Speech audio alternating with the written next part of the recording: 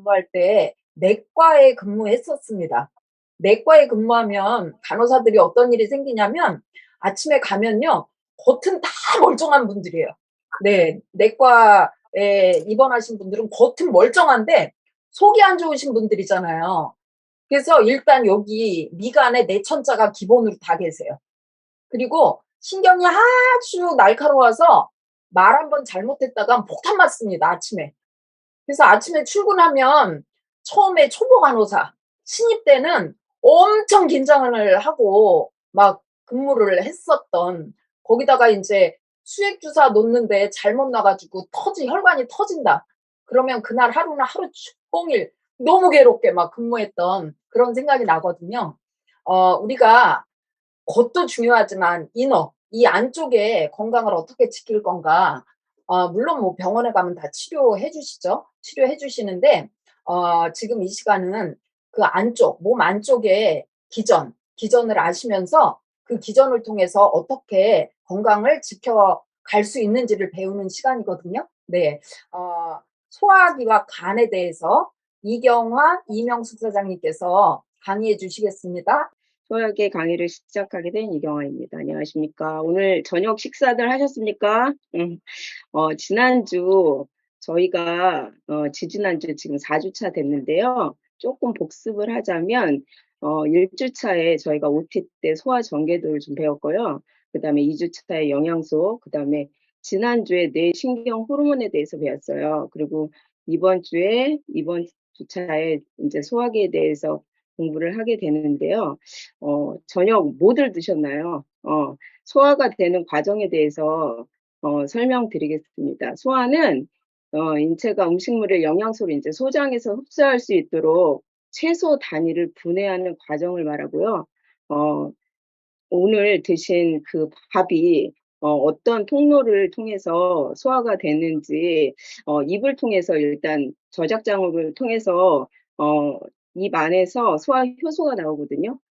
소화 효소를 통해서 처음에 이렇게 들어가고 그다음에 식도, 위, 십이지장 그리고 소장에서는 영양소를 흡수하고요. 그리고 대장, 상행결장, 횡행결장, 하행결장 S결장을 통해서 항문으로 나오고요. 그리고 우리가 먹은 음식들이 잘게 쪼개져서 소장으로 흡수가 돼요. 소장으로 흡수가 되면 간 문맥을 타고 간으로 가죠. 간은 화학 공장이거든요. 그래서 화학 공장에서 이제 만든 다음에 심장으로 가서 온 몸에 있는 세포 하나하나 한 60조 개 정도 되거든요. 세포에 가고 그다음에 세포에서 그 세포가 조직이 되고 그리고 그게 기관이 되고 그래서 몸을 만든다. 그래서 저희 몸은 지금 60조 개의 세포가 지금 모여서 이렇게 건강한 몸을 이루고 있는 거고요. 첫 번째 이제 입에서 어, 들어가면 저희가 이제 다 관으로 되어 있거든요. 근데 그 하나의 관은 체외예요. 그러면 저희가 그 관을 지키기 위해서 어떻게 건강하게 만들까? 그러면 관은 4개의 층으로 되어 있습니다. 점막층, 점막하층, 근육층, 장막층으로 되어 있는데요. 첫 번째 이 점막층은 소화관 내벽이에요. 제일 안쪽인데 점액제를 분비하는 그런 세포거든요. 그래서 그쪽에 이제 미끌미끌하죠. 그래서 저희가 이제 수영장 같은 데 가면 이렇게 슬라이딩 하잖아요. 미끄럼틀 타는데 거기에 이제 물이 없는 부분 생각하면 이렇게 되죠. 그렇게 생각하시면 되는데 이 점막층은 사실은 점액 분비가 아주 원활하게 분비되어야 되거든요. 그래서 점막층 부분에는 비타민 A라든지 이런 것들이 풍부해야 저희가 건강해질 수 있고요. 이 4개의 층들 중에서 두 번째 층이 점막 하층인데요. 이 점막 하층은 신경과 혈관이 지나갑니다. 신경과 혈관이 지나가기 때문에 오메가3가 굉장히 이 부분에서는 굉장히 중요하고요. 그 다음에 세 번째 근육축인데요. 근육은 수축 이완을 하죠. 그래서 연동 운동과 분절 운동을 하게 돼 있어요. 그리고 네 번째 층, 장막층인데요. 저희가 혹시 닭 잡아보신 적 있나요? 저는 옛날에 시골에 살아서 할아버지가 닭 잡는 걸 봤는데 저희 장기가 제자리를 다 찾고 있잖아요. 근데 그것은 복벽에 제대로 붙어 있기 때문이거든요. 제자리를 다 찾고 있기 때문이거든요. 그래서 장막층이 튼튼해야 제대로 되어 있어야 그것들이 제대로 장기가 지금 붙어 있다라고 생각하시면 되고요. 복벽 그래서 저희가 인제 그 몸을 건강하게 그 소화기관을 건강하게 하기 위해서는 이 4 개의 층들만 사실은 잘 관리해 주면 점막층, 점막 하층 그다음에 근육층, 장막층들만 제대로 관리해 주면 굉장히 건강한 몸을 만드실 수 있습니다. 그래서 다시 인제 복습을 해 보면 구성이 이렇게 되어 있죠. 소화기 건강을 위한 솔루션인데요. 단백질과 비타민 B군을 섭취해야 전체적으로 이제 건강을 유지하실 수가 있고요. 점막층은 아까 말씀드렸지만 비타민 A 그러니까 교감신경이 굉장히 위로 올라가면 저희가 막 화날 때 생각하시면 이렇게 기도가 열리면서 온몸이 말라버리거든요. 그게 점막층이 인제 점액질이 말라버리는 현상인데요. 이때 꼭 필요한 게 이제 비타민 A고요. 이게 상피세포의 재생을 촉진시켜서 점막을 보호합니다. 그리고 점막 하층에 오메가3 혈액 순환을 돕죠. 저희가 오메가3 같은 경우는 어 혈액 정수기라는 별칭이 있어요. 그래서 혈액을 굉장히 맑게 하는데 이 점막 하층에 반드시 필요하고요. 근데 오메가3를 인제 드셨는데도 이제 쪼끔 안 좋으신 분들이 계세요. 그런 분들은 사실은 스트레스 관리가 굉장히 필요합니다. 스트레스가 굉장히 오면 온몸이 말라버려요. 그래서 그때서부터 점액질 분비가 안 되기 때문에 비타민 A, 오메가3 제일 중요한 건 스트레스 관리인데요. 인제 화나면 집 바깥으로 나가셔서 산책을 좀 하십시오. 그게 굉장히 도움이 되실 거라는 생각이 들고요. 세 번째 근육층은 근육의 수축 이완을 돕는 게 칼슘, 마그네슘. 저희 온몸의 수축 이완을 돕는 게 심장도 수축 이완을 돕는 게 칼슘과 마그네슘이거든요. 그래서 칼슘과 마그네슘 근육층에 꼭 필요하고요. 칼슘과 마그네슘을 흡수를 돕는 게 비타민 D예요. 그래서 같이 제대로 되어 있는 제품들을 섭취하시면 굉장히 좋으실 것 같고요. 그리고 장막층 연결 조직인데요. 저희 콜라겐 조직 아시죠? 그 콜라겐 조직이 그물망처럼 되어 있는데 그 그물망의 타이 역할을 하는 게 엘라스틴이에요. 이 엘라스틴의 원료가 단백질과 비타민 C거든요. 그래서 얼굴 탱탱하고 예뻐지시려면 요 단백질과 비타민 C를 드셔서 피부 관리에 굉장히 도움이 되십니다. 그리고 소화관 손상의 정도에 따른 질환이에요. 어 저희 염증, 무슨 염, 뭐 분해염, 뭐 장염, 소장염, 대장염, 십이지장염이라고 하는 것들은요. 점막 하층까지 손상됐을 때 염증이라는 표현을 하거든요. 그래서 점막 하층 손상이 되면 저희가 위에 보셨지만 비타민 A라든지 오메가3를 잘 드시면 염증 치료에는 굉장히 도움이 되실 것 같고요. 그다음에 두 번째 근육층까지 만약에 손상돼요. 그걸 궤양이라고 하는데 궤양은 인제 병원에 가서 치료를 좀 병행을 하셔야 될 것 같아요. 그러시면서 인제 영양소로 같이 접목해서 치료해 주시면 너무 좋으실 것 같고요. 세 번째 단계 장막층까지 그걸 천공이라고 그러는데 장막층이 손상되면 응급 상황이죠. 그래서 장막층이 손상이 돼서 돌아가신 연예인분들도 계시죠. 그래서 굉장히 잘 관리를 해 주시면 좋을 것 같고요. 그다음에 위요. 위로 넘어가겠습니다. 위는 어 굉장히 저희 몸이요. 믿지를 못해요. 그래서 소독을 아주 심하게 합니다. 그래서 저희가 음식을 먹으면 위산이 폐에 한 1.5에서 2 정도의 위산이 분비가 되는데요. 위의 기능을 보면 소독의 기능이 있고요. 단백질 소화를 해요.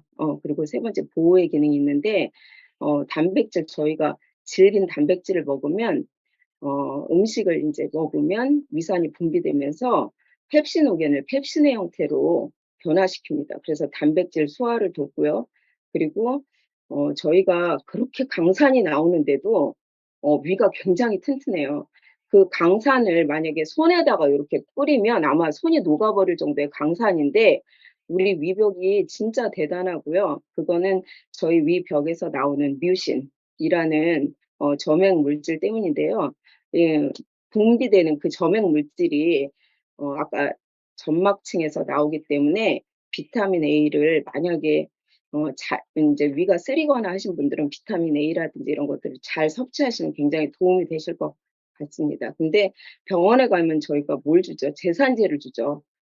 그래서 위산이 나오지 않도록 하는 제산제를 줘서 순간은 위가 쓰리지 않을 수 있습니다. 근데 어 저희 몸은요, 신기하게도 이런 것들이 계속 들어오면 기능을 멈춰 버려요.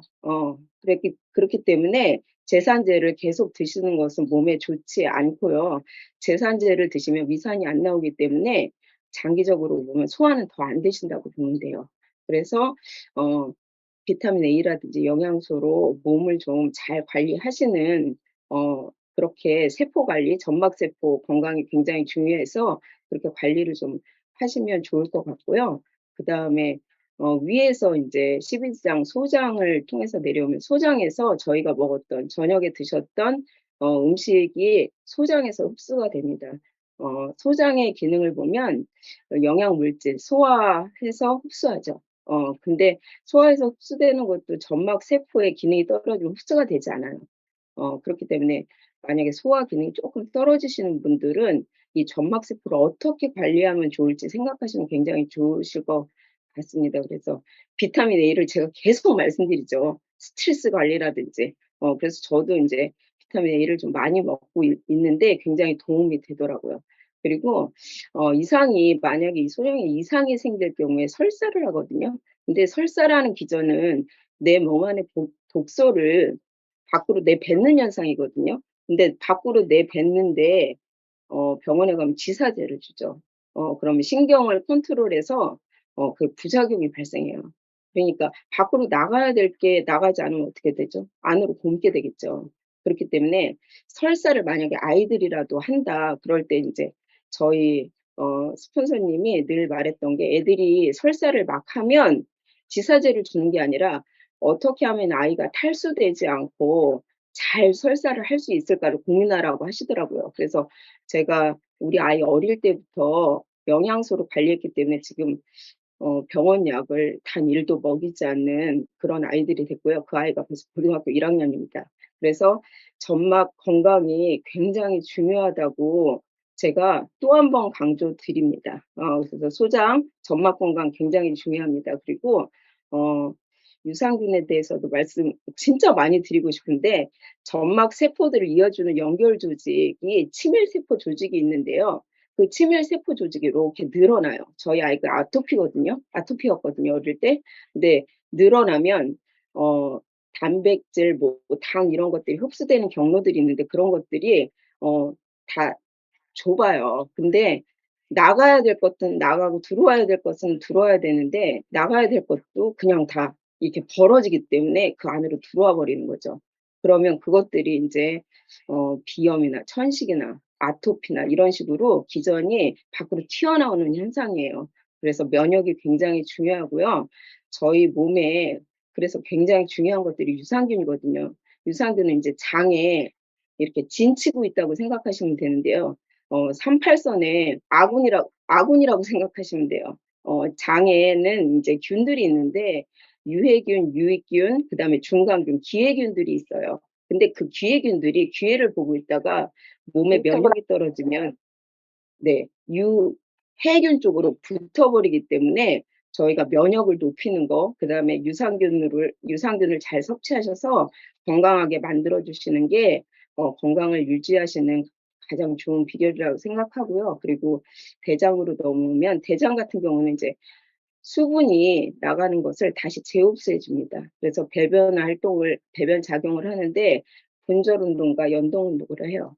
그렇기 때문에 여기도 칼슘과 마그네슘, 수축 위안을 돕는 칼슘과 마그네슘이 굉장히 중요하고요. 대장이 떨어질 때 이제 변비가 생기는데 변이 많아도 변비가 생기지만 사실은 변이 작아도 문제가 되거든요.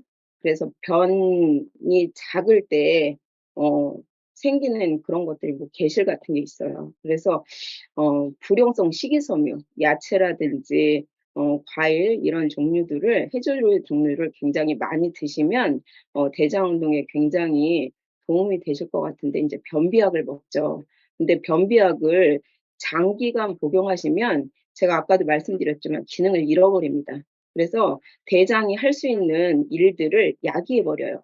그래서 약을 평생 달고 사셔야 되기 때문에 온 몸을 지켜주기 위해서는 물론 약도 중요하긴 하지만 그 약보다는 어떻게 내 몸 관리를 하고 어떻게 운동을 하고 어떤 영양소를 먹어야 될지 먼저 공부하시는 거, 이 자리를 통해서 공부하시는 게 굉장히 중요하다는 생각이 듭니다.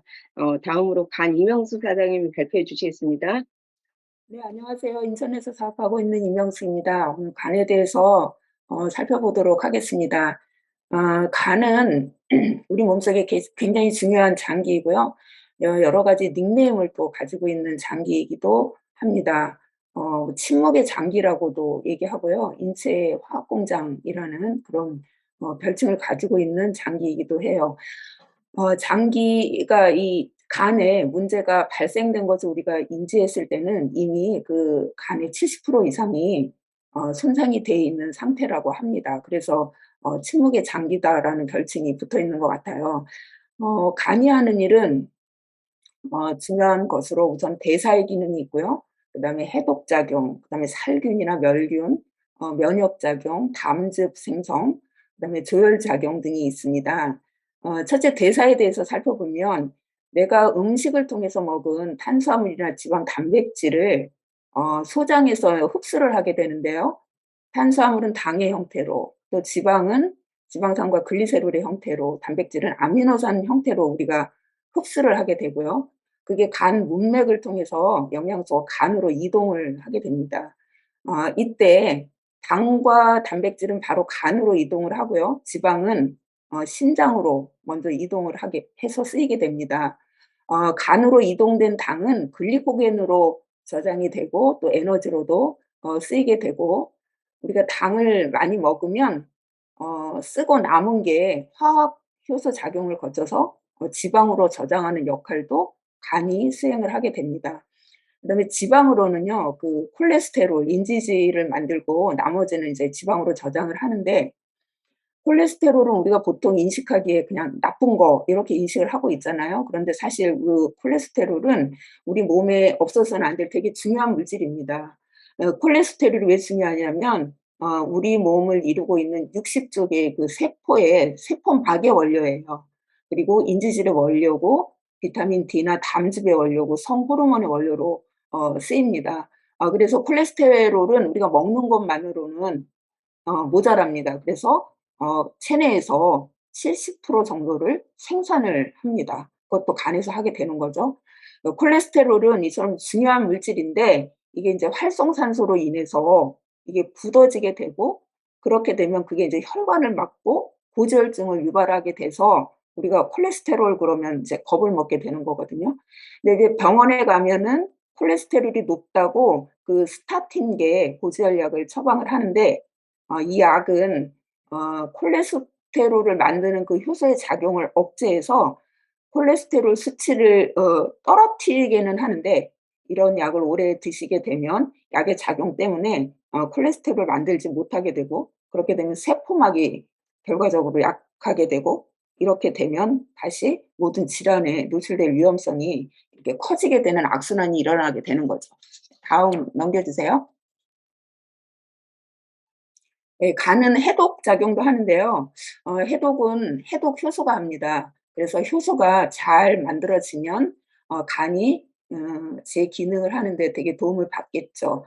그런데 이 효소는 어 어 이 간이 단백질과 비타민 B군이 이 효소를 잘 만들어지게 하는 데 필요한 영양소고요. 추가적으로 우리가 매일 그 공부하시는 것처럼 밀크시슬이 해독 기능을 잘 수행하게 도와주는 그런 영양소가 되겠습니다.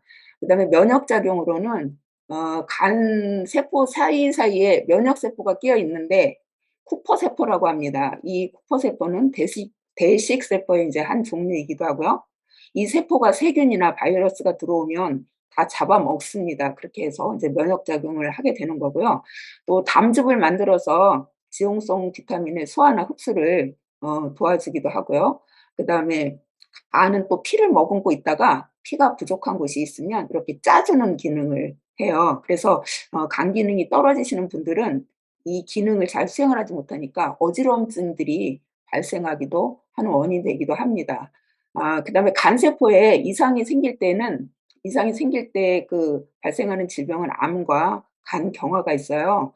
간암 같은 경우는 그 유독물질이 우리 몸에 들어와도 어떻게든 살 수 있게끔 간세포 DNA를 변형시켜서 버리게 되는데 이게 바로 암세포입니다. 간경화 같은 경우는 간세포가 그냥 죽어버려서 그 죽은 자리에 콜라겐이 채워지는 거고요. 콜라겐 덩어리가 되면 이제 아무 기능도 하지 못하는 무생물이 간에 이렇게 박혀 있다고 보시면 됩니다. 그게 간경화예요.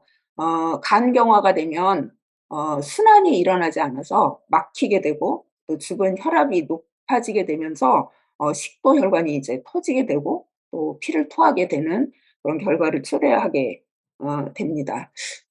다음 넘겨주세요.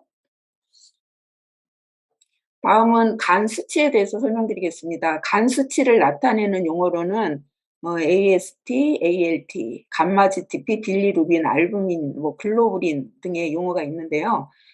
AST나 ALT, 감마 GPT 같은 경우는 간 세포가 일을 하다가 간 세포도 살아있는 그 세포이기 때문에 평생 살 수는 없잖아요. 이 일을 하다가 죽습니다. 간 세포 속에 죽으면 효소가 터져 나와서 그 혈액을 돌다가 이게 반감기라는 거를 거쳐서 한 달 내지 두 달이 지나면 없어지게 되는데 간 세포에서 터져 나온 효소의 이름이라고 여기 보시면 됩니다. 이 수치를 40 이하로 관리하라고 하는데 40 이상 올라가면 최근에 간세포의 손상이 많다 이렇게 이해하시면 될 것 같습니다. 그다음에 ALT는 거의 간에서만 나오는 효소이기 때문에 간 문제를 볼 때는 ALT 수치를 더 중점적으로 보게 되고요. 감마 감마 GTP 같은 경우는 알코올성 수치예요. 그런데 술을 먹지 않아도 이 수치가 높은 경우가 있는데요. 그런 경우는 약이나 한약 같은 경우를 드시는 경우에 이 수치가 높게 나타납니다. 한약도 독성이 있기 때문에요. 약으로 보시면 되고요. 간에 부담을 주는 것은 일반 약과 마찬가지라고 합니다. 그다음에 빌리루빈은 황달 수치예요. 담즙이 제대로 분비되나 안 되나를 알 수 있고요. 수치가 높으면 담관이 막혔거나 종양이 있거나 담석이 있을 수 있다는 그런 신호입니다. 그다음에 알부민 같은 경우는요. 우리 몸이 평시 상태일 때는 간에서 단백질을 가지고 알부민을 만드는데 간이 감염 상태일 때는 글로불린을 더 많이 만들어요. 그래서 글로불린 수치가 높으면 간이 감염이 됐다. 이렇게 알 수 있는 알 수 있는 것입니다. 이상 간 수치에 대해서 알아보고 간에 대해서도 설명 모두 마치겠습니다. 감사합니다. 네, 잘 들었습니다. 네. 지금 두 분이 소화기 간에 대해서 연이어서 설명을 쫙 해주셨는데요. 개인적으로 동생하고 언니예요. 저희가 세 자매가 다 같이 일을 하면서 건강관리사로서 다 같이 정말 신나게 일하고 있습니다. 네, 잘 들었습니다. 네, 네, 다음 시간은요. 정말 흥미진진한 시간이 되실 겁니다. 사례 발표 시간인데요. 저희 파트너이기도 하지만 너무 리얼한 그 뉴트리로 좋아진 사례가 있어서 제가 부탁을 드렸고요. 네, 오늘 어떤 사례를 발표해 주실지 정원영 사장님 나와주세요. 네, 안녕하세요. 경기도 광주에 사업하고 있는 정원영입니다. 저는 직장 생활 12년, 그리고 공장 자동화 사업을 지금 12년째 진행하고 있고요. 아메이 사업을 너무나 재밌게 경험을 하고 있습니다. 저희 사례는, 오늘 다 식사 잘 하셨죠? 이 얼굴 보면 또 제가 원래는 이 자료를 예전에 한번 공개했었고, 공개하기가 좀 꺼려지더라고요, 사람들이 보면. 근데 낮 시간보다 밤 시간에 식사를 하셨는데 그래도 제가 일단 사진 먼저 공유하고 그다음에 설명드리겠습니다.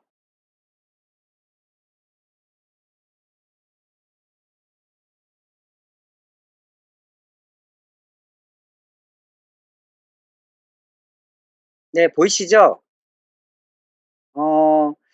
요때가 제가 이제 보면 이 제가 병명이 뭐였냐면 자가면역질환에서 건선이라고 있어요.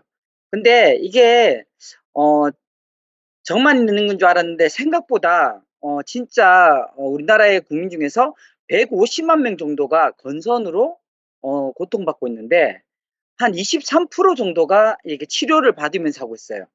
왜 그러냐 봤더니 전 직장 생활하면서 병원이란 데를 마음 편히 갈 수 없었어요.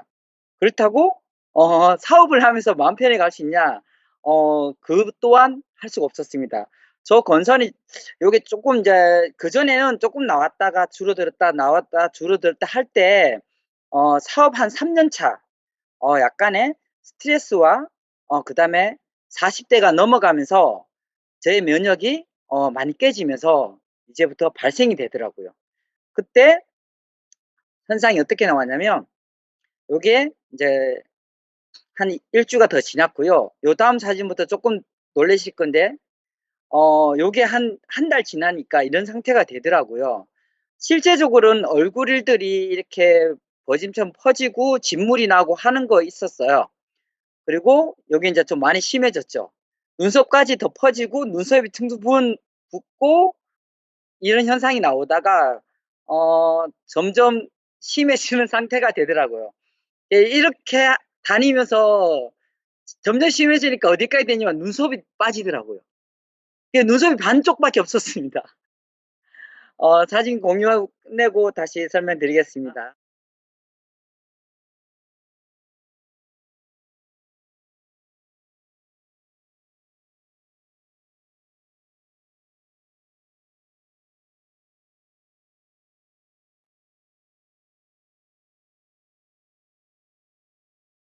저 모습을 제가 저렇게 있을 때 누구나 비슷할 겁니다. 저는 어딜 가냐면 당연히 병원을 갔죠. 예. 피부과를 갔었고 거기서 주는 연고를 줘요. 그게 바르고 나면 한 2-3일 되면 낫더라고요. '아 낫나 보다.' 그리고 일 주일 뒤에 다시 나옵니다. 그리고 또 병원을 가게 됩니다. 그리고 그 반복을 한 2달 3달 하다가 저 상태가 인제 점점 커졌고 실제 저거의 얼굴이 저렇지만 제가 어디가 심했냐면 허벅지 뒤쪽. 제 허벅지 뒤쪽이 저 얼굴이 아까 되게 있지만 실제 허벅지 뒤쪽은 제가 그때 한 2 시간가량 출퇴근을 하면서 운전을 하고 있을 때 허벅지에 피고름이 딱지가 앉아서 운전을 끝나고 나면 일어나면 그 옷하고 떨어지는 소리가 쩍 나요. 그러면 그때부터 제가 모든 옷들이 다 까만색으로 바뀌었습니다. 어쩔 수 없이 그리고 사장님들 엉덩이를 들고 운전을 2 시간 해 보셨어요? 아 그것도 노력하면 되더라고요. 허벅지는 안 달려고 엉덩이를 들고 허벅지 들고 엉덩이만 가지고 다리만 버티면서 운전을 했는데 어떤 상황이냐면 저 상황이 한참 지나고 난 다음에 어 사람들이 아프면요 뭐가 되냐면 기가 얇아져요. 저 원래 기가 안 얇거든요. 살려고 하다 보니 좋다는 건 다 해 보더라고요. 그래서 한방도 가 보고요. 그리고 민간요법 좋다는 거 다 해 보고요. 한 1 년이 지날 때쯤 저희 스폰서인 이경미 사장님이 그전에 한 4년 정도 오셨는데 제가 "왜 오냐."고 늘 거부했었어요. 그러면서 한 번 더 그 디톡스라는 걸 저한테 계속 권유했었어요. 저를 있을 때도 병원에 있을 때도. 근데 저는 깃전등도 안 들었어요. 진짜 뭔 병원에도 안 되는데 이게 될 거냐고 정말 진짜 거부했었고 한 1년 반 정도 됐을 때 어땠냐면 '아유 한 번 더 속지.' 내가 다른 것도 다 속았는데 사람이 포기가 되면 어떻게 되냐면 그냥 하게 되더라고요. 그래서 했는데 정말 2주 만에요. 딱지가 이게 막 생기더라고요. 좀 보긴 더 싫었는데 어떤 마음속에 어떻게 했으면 '이렇게 해서 나았으면 좋겠다.'라고 했지만 반면에 '아유 병원에도 이러다가 다시 퍼졌어.'라고 좀 '실망도 하겠지.'라고 생각했는데 정말 4주 뒤에는요. 어 그 버짐 난 것도 없어지고요. 피부가 정말 깨끗해졌습니다. 정말 제가 암의 사업을 하고 싶어서 한 것도 아니고 이런 그 건강에 대해서 관심도 없었어요. 근데 제가 좋아지니까 정말 건강에 대해서 발전한 기전이 너무 궁금하더라고요. '이게 왜 이렇지?' 뇌같이 아픈 사람들이 주변에 생각보다 많더라고요. 그냥 내가 아프고 나니까 주변 돌아보니 저와 비슷한 사람이 많았고, 돌아보니 우리 가족들도 우리 아이들도 너무 많더라고요. 그래서 제가 그때부터 건강 공부를 하기 시작했고, 그 공부를 통해서 정말 주변 사람들 알리면서, 정말 제가 사업을 하면서 돈 벌면서 감사하다는 말을 못 들었는데, 암의 사업은 돈을 벌면서 주변에 감사하다는 말을 너무 많이 듣습니다. 정말 제가 돈 벌면서 감사하다는 말을 들으려고 한 건 아닌데, 지금 저도 똑같습니다. 저희 스폰서님이 저를 올린스에 저 나오실 제가 거라 하고 매장관이 거부해도 정말 꾸준히 찾아오신 게 지금 정말 저한테는 행운이고 저한테는 천사 같은 분이세요. 어 여기 계신 사장님들이나 아니면 일반 여기 공부하러 오신 분이 있는데, 저렇게 제가 얼굴이 저 상태가 됐는데도요, 한 1년 넘으니까 포기가 되더라고요. 엉망이 됐는데도 그냥 다니더라고요. 정말 주변에 가만 보시면요, 저랑 비슷한 사람이 있을 겁니다. 나중에 지나면 포기가 돼요. 그렇게 포기했을 때 디톡스를 한번 권해 보세요. 정말 잘 안 들릴 거예요. 저도 너무 거부했었고 다는데, 정말 간절한 마음으로 진짜 그 사람한테 간절한 마음으로 디톡스를 꼭 권해 보십시오. 정말 웬만한 병은 다 낫습니다. 저는 저 디톡스를 통해서 실제 배가 올챙이 배였어요. 사람들이 체구는 작은데 배만 볼록하다고 올챙이라는 별명을 지어줬는데, 그때 저 사장님 따라 저기 어 측정을 했을 때 혈관 내장 지방이 14 였거든요. 제가 저 때 피부 때문에 했지만 그 이후로 지금 내장 지방이 6 년, 7년 지났는데 아직도 4, 5 유지 넘어가 본 적 없습니다. 정말 건강을, 나만이 건강이 아니라 나를 통해서 내 가족, 그다음에 내 주변 지인들까지 정말 좋아하시는 이 건강 공부 저는 적극 추천하고요. 그리고 저와 같이 고민하시는 분들 적극 알려보시라고 저의 사진 공유하고 그리고 이 발표 마치겠습니다. 네. 오늘 소화기랑 간 건강 주제 강의 들으셨는데 거기서 유산균에 대한 얘기 들으셨을 거예요. 유산균을 왜 먹어야 하는지, 그리고 또 어떤 유산균을 그렇다면 먹어야 하는지에 대해서 오늘은 데모를 통해서 한번 보여드리도록 하겠습니다. 제가 오늘 보여드릴 데모는 이 제품입니다. 네. 좀 글씨가 반대로 보이는데요. 밸런스 위딘 365라는 제품이고요. 요 제품은 5가지 균주가 들어가 있는데 3가지 핵심 균주가 를 포함한 장까지 살아가는 보장 균수가 무려 83억 마리나 됩니다. 네, 그래서 하루에 우리가 소장에서 활동하는 최소한에 필요한 그 균이 유산균이 3억 5천 마리라고 해요.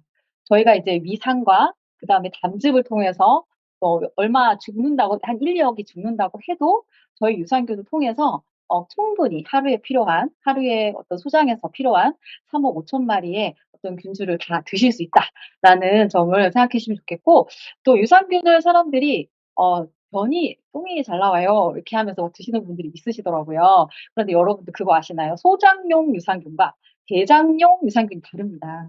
그래서 락토 땡땡땡이라고 하는 거는 소장용이고요. BP 땡땡땡 하는 거는 대장용이라고 생각하시면 돼요. 그래서 만약에 비피더스 BP 관련된 유산균만 있다, 이거는 소장과는 전혀 연관성이 없는 변만 자르게 하는 유산균이기 때문에 그런 제품보다는 락토와 락토 땡땡땡과 BP 땡땡땡이 함께 포함된 저희 이 제품이 락토도 들어있고 BP도 들어있습니다. 그래서 여기 보시면 유산균 증식 및 유해균 억제, 배변 활동 원활, 장 건강 개선을 해준다, 이렇게 되어 있거든요. 그래서 요런 제품을 현명하게 선택하시면 좋을 것 같고요. 그러면 요 유산균이 우리 몸에 들어갔을 때, 체액을 만났을 때 어떤 영향을 주는지 데모를 통해서 한번 보도록 하겠습니다. 자, 잘 보이시죠? 네, 저희 몸이라고 생각하시고요. 여기 물이 체액이라고 생각하시면 됩니다. 저희 체액은 약산성이죠. 그래서 여기 pH 시약을 넣어서 약산성 상태를 한번 만들어 보도록 하겠습니다. 네. 네. pH 시약이 들어가면 네. 요렇게 좀 파랗고 청록색 빛이 뜨죠. 그러면 요렇게 약 알칼리 정도라고 생각하시면 됩니다. 그리고 요쪽으로 가면 노란색 쪽으로 가면 산성이라고 생각하시면 되고요. 이쪽으로 가면 알칼리라고 생각하시면 되고, 저희 장이 저희가 유산균을 먹는 이유는 사실은 콩을 자르기 위해서보다는 첫 번째로 이제 면역 증가, 그다음에 아까 소장에서 그 소화기관에서 얘기했듯이 소장에서 우리가 먹은 음식이 간으로 잘 흡수될 수 있도록 도와주는 것이 바로 유산균입니다.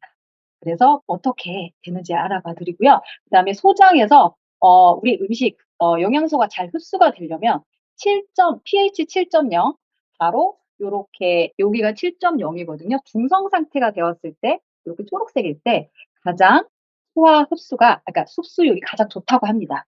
그래서 저희 유산균과, 그리고 저희가 이렇게 제가 준비한 이름은 안 알려드릴게요. 이렇게 이것만 봐도 아실 것 같은데, 요 유산균을 드시는 분들이 굉장히 많으시더라고요. 요 유산균과 저희 밸런스 위딘 365가 우리 체액에 들어갔을 때 또 pH가 어떻게 바뀌는지 한번 보여드리도록 하겠습니다. 먼저 똑같이 넣어볼게요. 네. 그리고요. 자,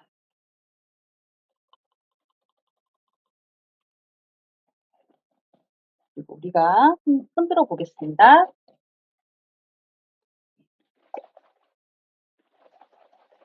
보시나요? 자, 보시면 딱 여기 딱 중성이 보이시죠? 요 초록 색깔. 그래서 저희 유산균을 먹으면 정말 소장에서 유익균과 유해균, 그리고 아까 이경화 사장님 얘기하신 것처럼 중간균이 있어요. 걔가 유익균이 많으면 유익균으로 붙었다가 유해균이 많으면 유해균으로 붙는 그 이상한 애가 있거든요.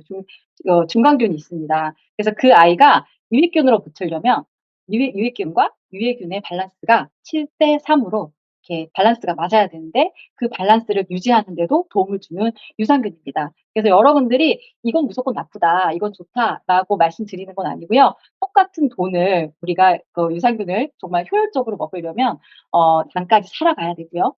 그리고 장에서 유익균과 유해균의 밸런스를 맞춰야 되는 그런, 좀 그래도 나한테 도움이 되고 유익한 뉴트리라이트 밸런스 위딘 365를 한번 드시면서 여러분의 장 건강을 한번 지켜보시면 어떨까라고 제가 적극 추천하고요. 다음 주도 재미있고 유익한 데모로 여러분들 다시 만나뵙도록 하겠습니다. 이상입니다. 네, 잘 들었습니다. 네. Recording stopped. 저희가 물을 먹을 때는 약 알칼리 수를 먹어야 되고요. 그다음에 유산균이라는 말 자체는 산을 가지고 있는 균이라는 얘기인데, 장 상태가 약간의 산성 상태여야 장이 굉장히 건강하거든요.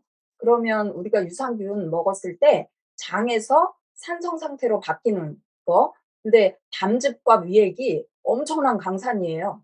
담즙과 위액으로부터 안전하게 보호돼서 장까지 전달돼서 장에서 산성 상태로 바뀌는 유산균, 요게 좋은 거거든요. 근데 저희 365가 그렇게 장에서 산성 상태로 바뀌면서 장의 건강 굉장히 지켜주는 그런 제품입니다. 네.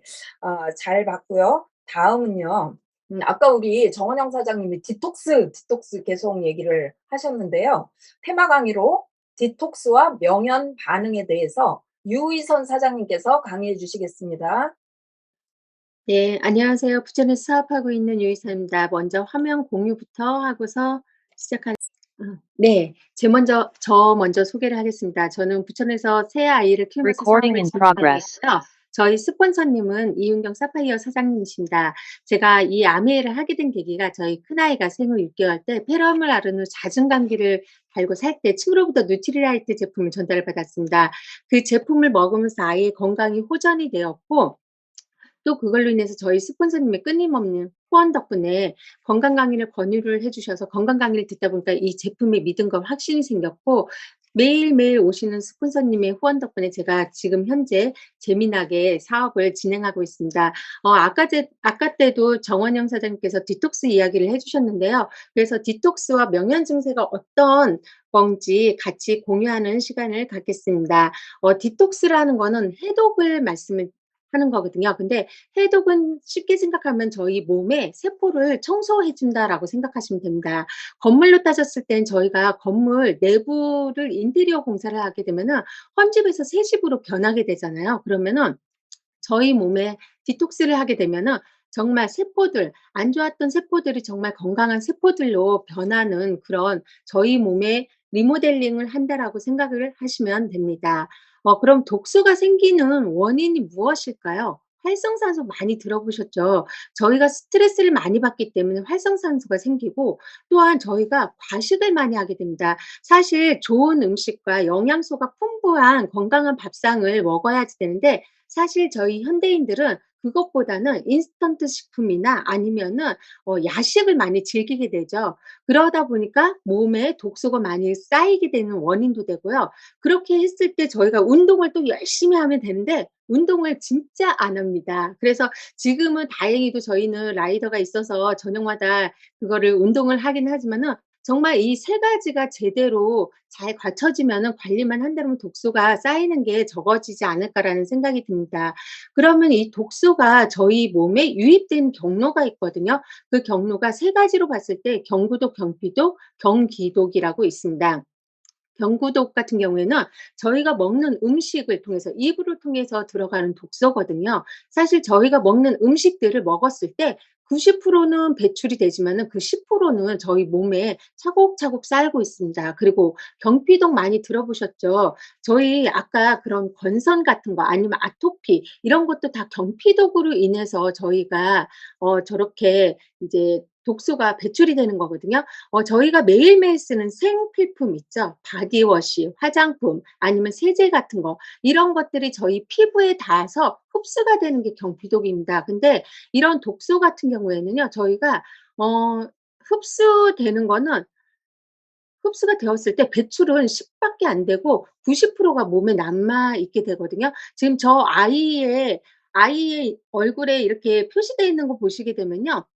뭐 이마에는 저희가 이런 제품들을 썼을 때 흡수되는 율이 이마는 6배라고 합니다. 그런데 가장 저 밑쪽에 보시면 생식기에는 42배라고 표시가 되어 있거든요. 근데 42배라고 하면 되게 너무나 큰 흡수율이 너무나 큰 건데 그래서 여성분들이 호르몬 교란이나 아니면 환경 호르몬으로 인해서 그런 질환들이 많이 발생되는 이유이기도 합니다.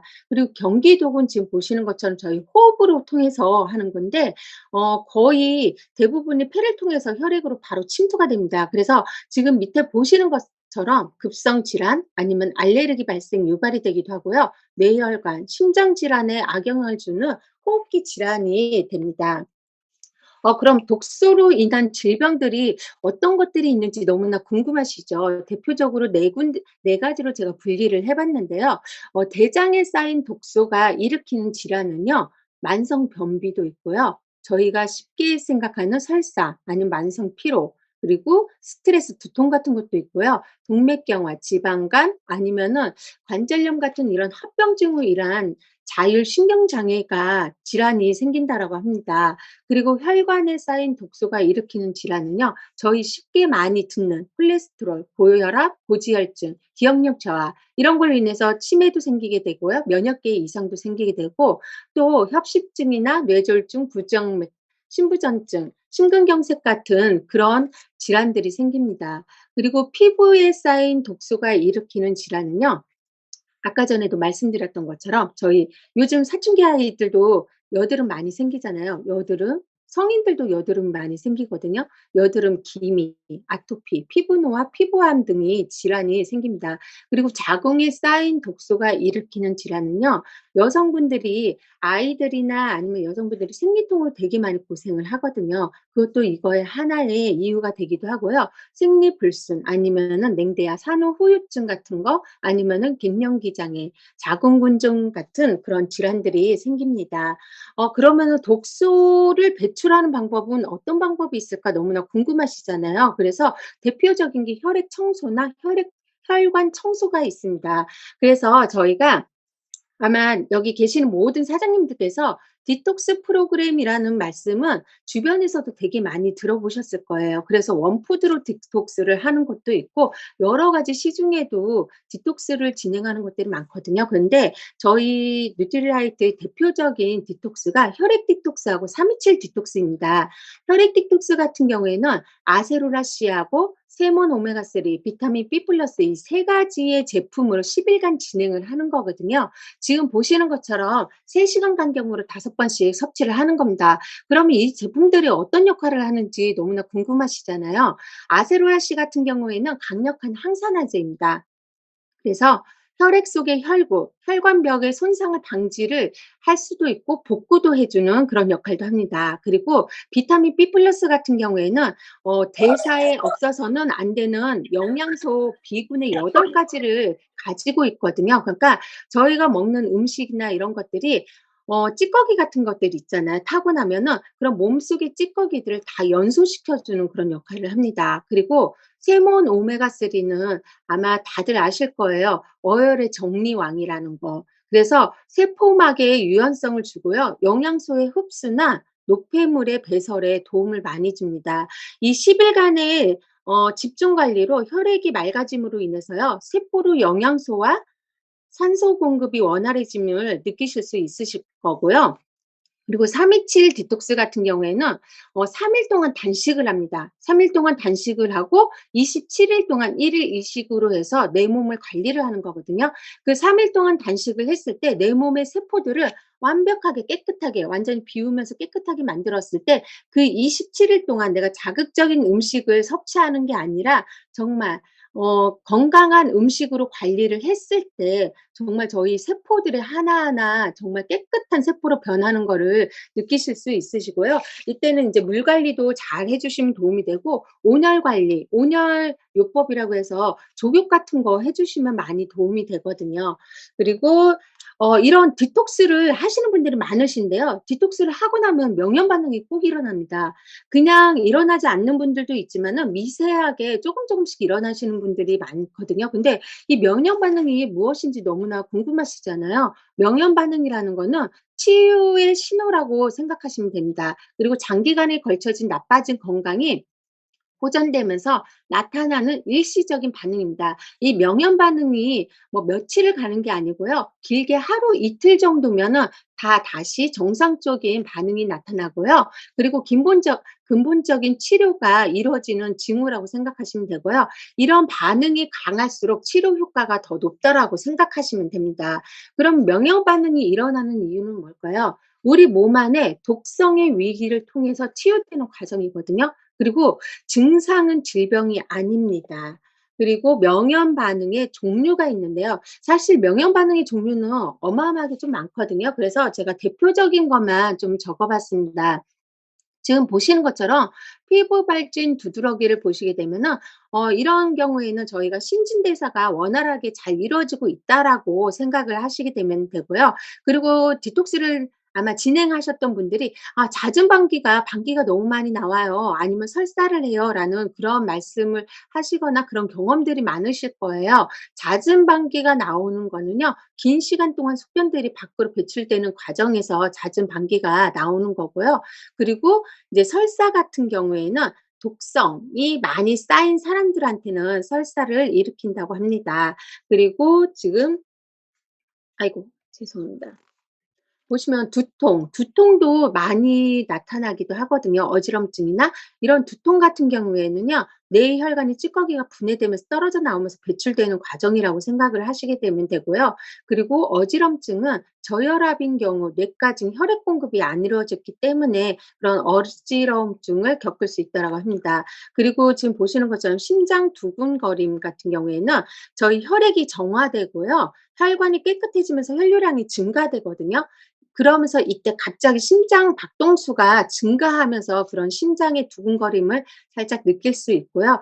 부종 같은 경우에는 체내의 혈액순환이 빨라지고 뇌하수체가 영양을 처리하기 위해 물을 확보하는 과정이 발생된다라고 합니다.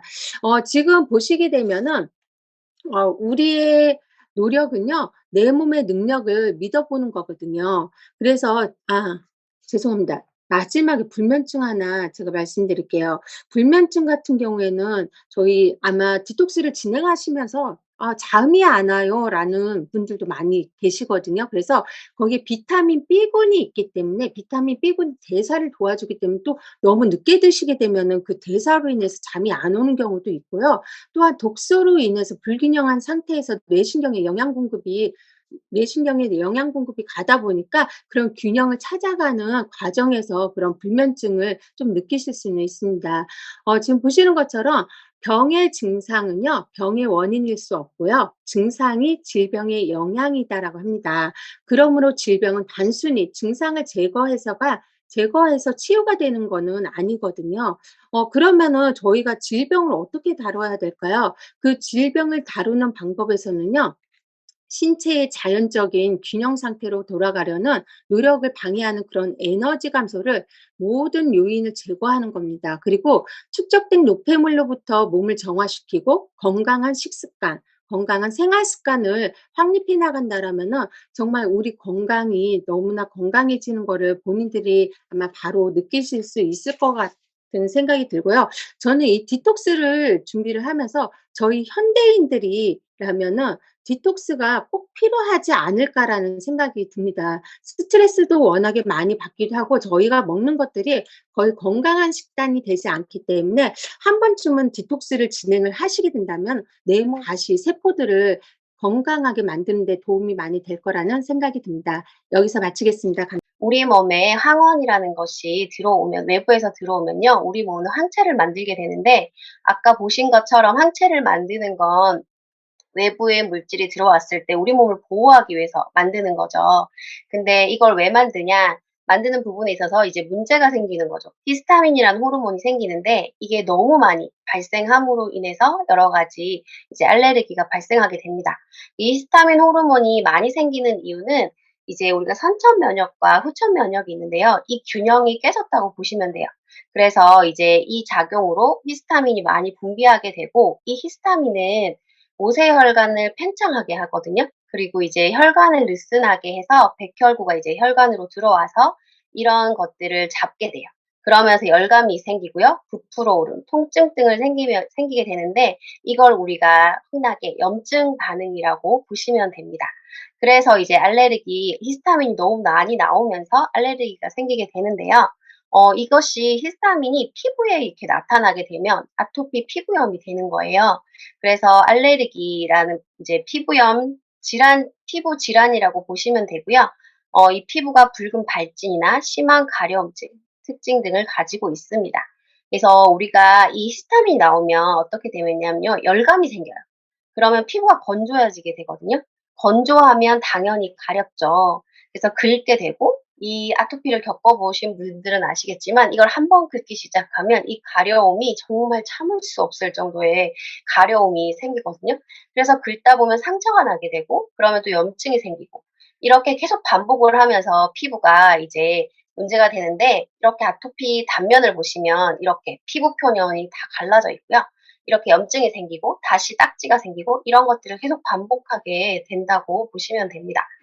그래서 이런 증상들이 이제 아토피 같은 경우는 어릴 때 되게 많이 생기잖아요. 태열부터 시작해서 이제 영아기 때는 볼 이마, 두피가 빨개지고요. 거칠어지는 것들로 시작하고 이제 귀바퀴 뒤나 목, 가슴, 팔, 다리 바깥쪽 부분에 진행이 됩니다.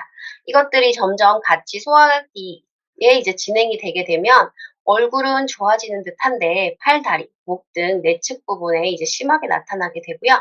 이제 진물이 나타나고 피부가 건조해지고 딱딱해지는 태선화 작용이 시작되고요. 이것이 좋아지면 좋은데 성인기까지 아토피가 이어지기도 합니다. 그러면 얼굴, 목, 팔, 다리 겹치는 부분 등에 이제 똑같이 나타나게 되고 붉은 발진이나 태선화 등이 많이 진행되는 상태가 됩니다. 그리고 이런 것들이 우리 히스타민이 또 비염, 코에 작용하게 되면 우리가 비염이라고 하는데요. 비염은 코점막, 뽑기 점막에 염증이 생기는 질환이라고 보시면 되는데 5명 중에 1명이 이 비염으로 고생하고 있다고 보시면 되는데요. 맑은 콧물이 나기도 하고 재채기, 코막힘, 두통 등이 생기는데 비염을 겪어보신 분들은 아시는데 이게 점점 그냥 만성화가 돼요. 그래서 그냥 아유 뭐 비염 그냥 치료도 안 되는데 놔두지 하시는 분들이 계세요.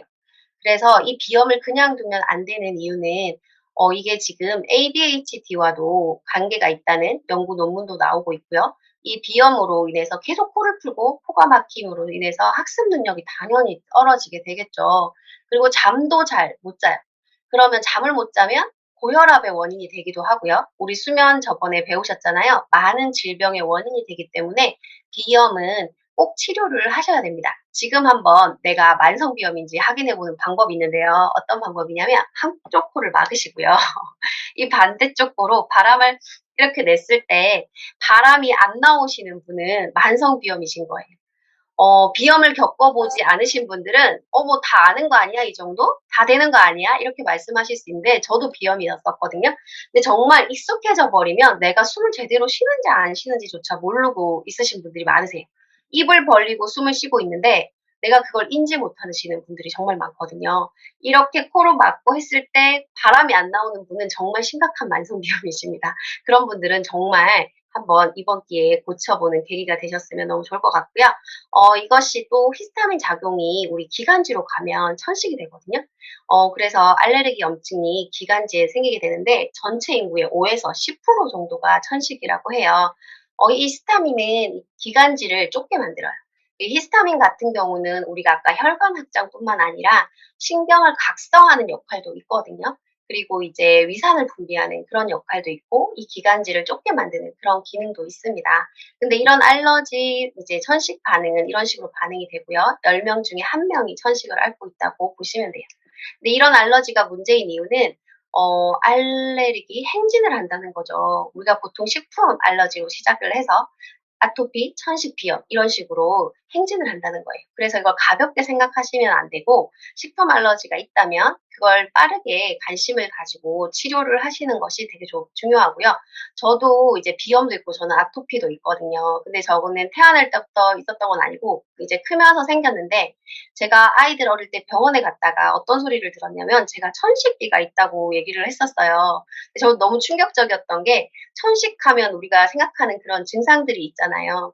근데 그런 증상을 제가 느꼈을 때는 이미 천식이 다 진행이 된 상태고 저는 그런 걸 못 느꼈어요. 근데 이제 제가 그런 알러지를 가지고 있다 보니 그런 여지가 있다는 걸 병원에서 얘기를 했었거든요. 그래서 지금은 잘 관리해서 없지만 천식 같은 경우는 나이가 많이 들어서도 많이 나타나는 질병 중에 하나예요. 그래서 내가 비염이나 알러지를 가지고 있으신 분들은 정말 잘 관리하는 것이 중요합니다.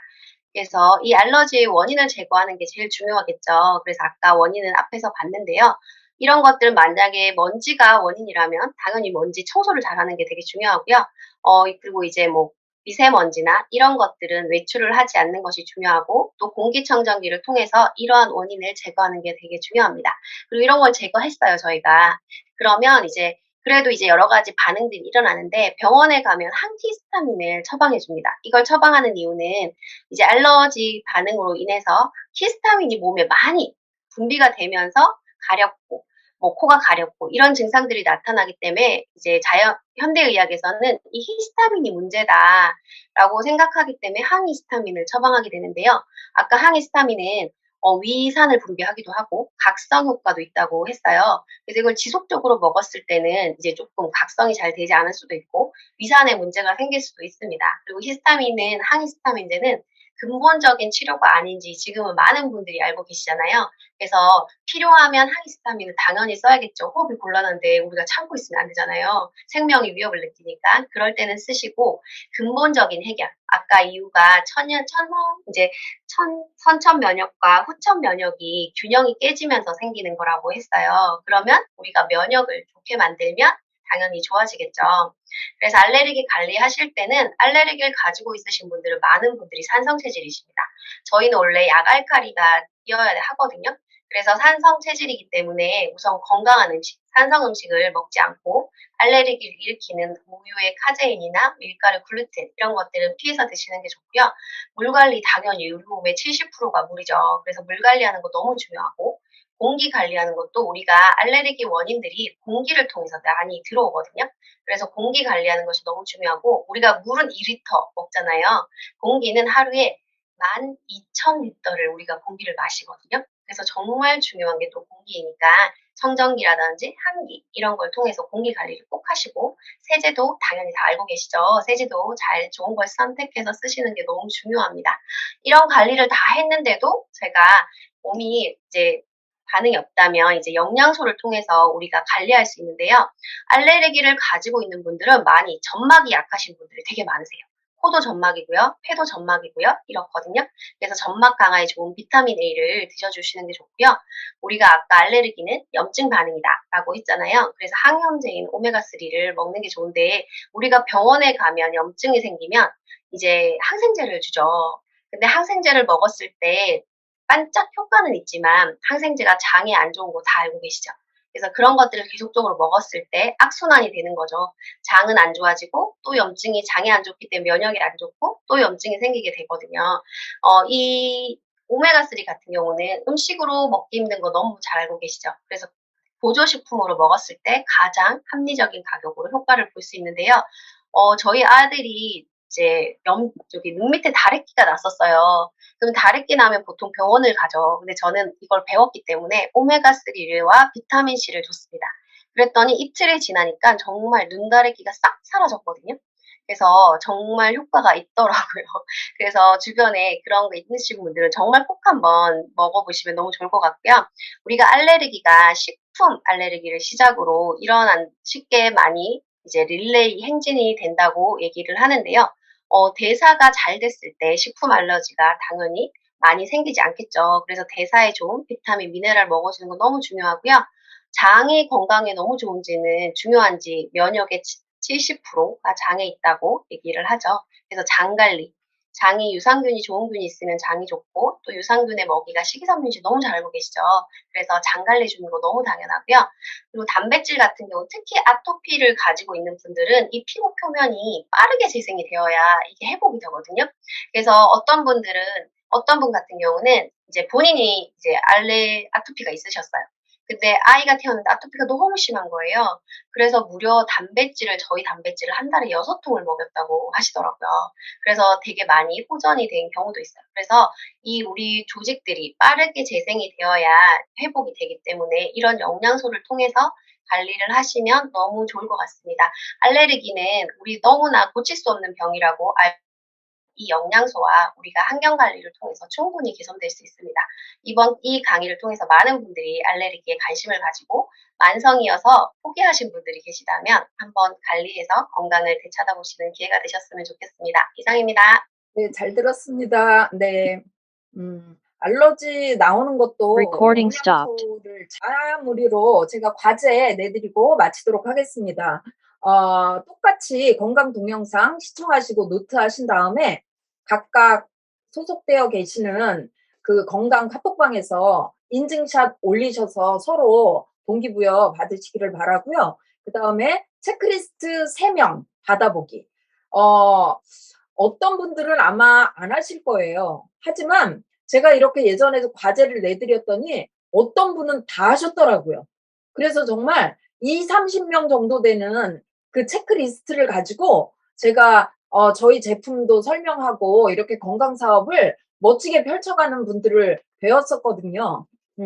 일주일에 3명씩 한번 체크리스트 체크하셔서 건강을 상담을 해보시기를 바랍니다. 네. 세 번째로는 잘못된 식생활이 성인병을 부른다.